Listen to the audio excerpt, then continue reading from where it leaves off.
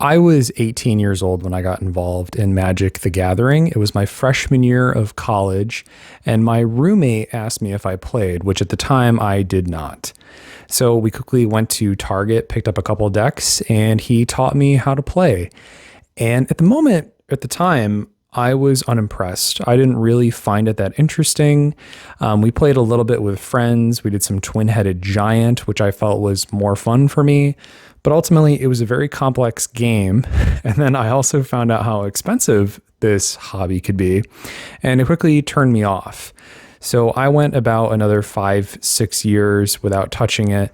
And then cut to April of 2022, I was reintroduced to the game. In April of 2022, my friend reintegrated me with Magic the Gathering. I still had those same decks from all those years ago. I broke them back out and we played. And it was a different experience for me this time. I had a better environment. My friend was more inviting, and it allowed me to learn the game in a controlled setting in which I was comfortable, which I think is important. I think there's something to be said about that. Him and I both spent a good amount of time going back and forth, trading wins and learning the mechanics of the game until finally I decided that I did want to pursue this as a hobby. And importantly, my friend, his name is Thad, decided that we are going to play Commander, which was brand new to me. I had never played Commander before. We went to our local game store and I bought a pre-constructed deck. This was around the time of Baldur's Gate. So I picked up the Goad Mechanic deck with the Izzet Commander, and he modified an existing deck, Azuri Claw of Progress. And we proceeded to go back and forth, playing dozens, maybe even close to hundreds of games. But quickly I realized that this new Goad mechanic wasn't really for me. And I also noticed that it was probably better for a group of 4 because the Goad mechanic is just basically going to disallow it. It just doesn't work on one-on-one. But however, there was a new or a different commander, a second commander in the deck, and that one is Niv-Mizzet Perun. This is my actual copy. This is the one that I still have, mostly out of just memories, I suppose, at this point.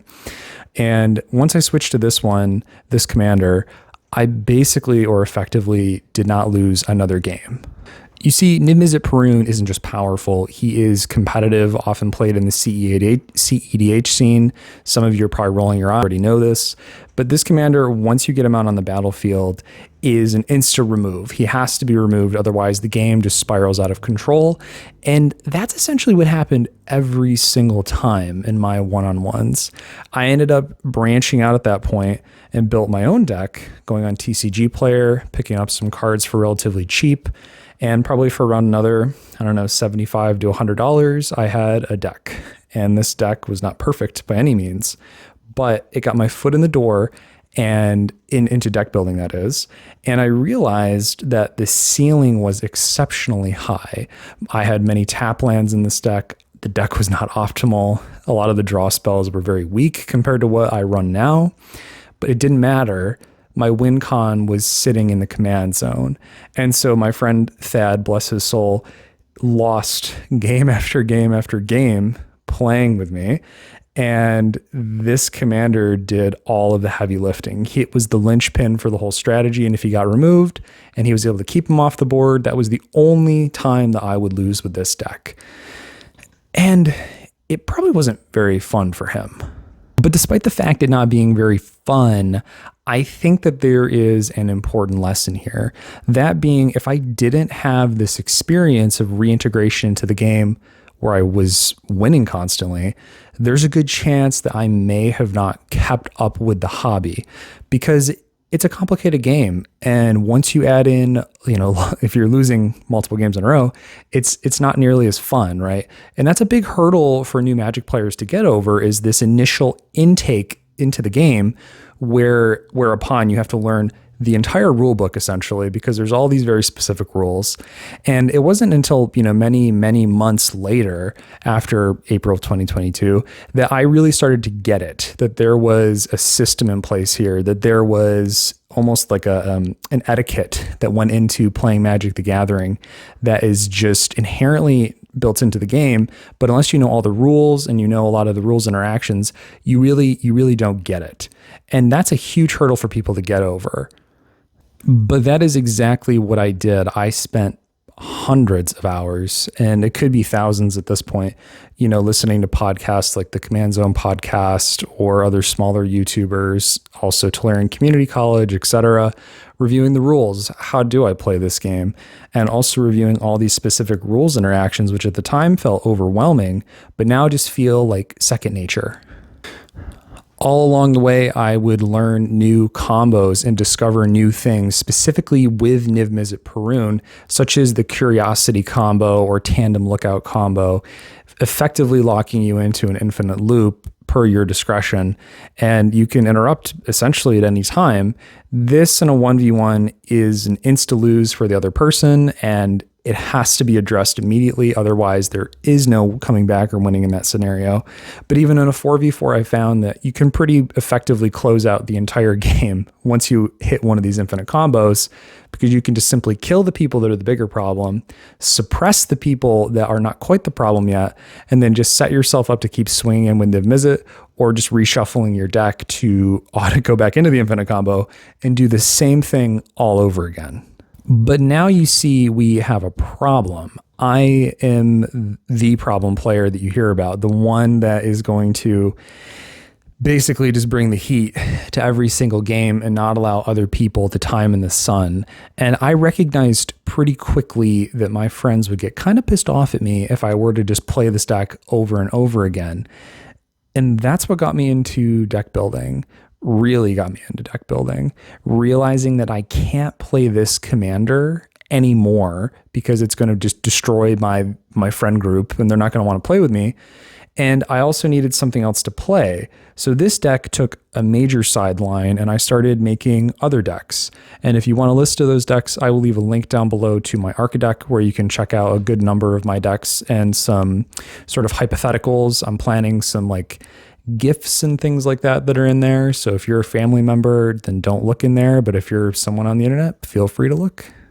So finally, about a year later, I decided to deconstruct the Niv-Mizzet Perun deck. It was after a lot of arduous and painstaking thought because this was such a near and dear deck to my heart, but I realized I just simply wasn't going to play it ever again.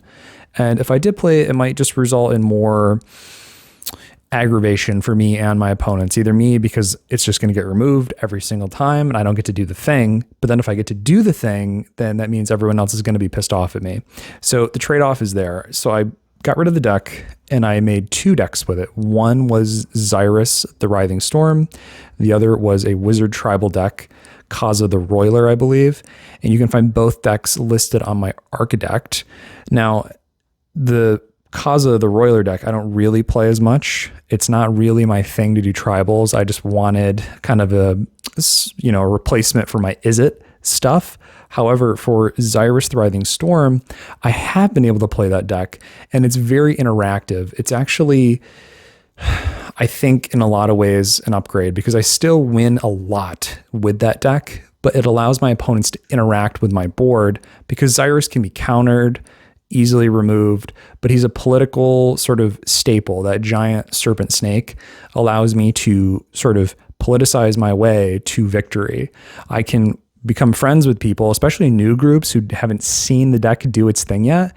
And I can ultimately allow Xyrus to remain on the board long enough for me to wheel everyone multiple times, making hundreds of snakes, typically in one turn, which often solidifies my win, either through the means of haste or something like Goblin Bombardment. And that's fun for me because it allows my opponents the chance to respond and nobody feels absolutely hopeless. And if I get to that point, normally the game is just a wash. People say, okay, well, this is over. We see where this is going. Let's just shuffle up and play again. And that's kind of what I like. I mean, the long drawn out games can sometimes be fun, but for the most part, I want a deck, not just mine, but my opponents too, to do the thing, to get there. And then if there's nothing that I can do to respond or get past it, they win. But at least it gave me the ability as the opponent to respond or counter or address the problem at hand. And you can play multiple games against that type of deck. And now that you know the strategy, you can combat it. But something like Niv-Mizzet Perun is very linear. You know exactly what you're getting. You're going to play the commander, hopefully as early as possible through many ramp sources. And if it sticks, the game is just over. And that's not the same thing with Xyrus or Cause of the Roiler. Ultimately, there may be a day that I go back to Niv-Mizzet and sort of revisit that old relationship that I had, build out the deck in the most competitive way possible to play some CEDH games. But until then, I'm satisfied with what I have. And I think that this is also maybe a lesson that we can take away, which is if the whole group doesn't have the chance to actually play the game, then what is the point of them being there? If you're just there to play with yourself, then you can goldfish or, play online against other random people, whatever.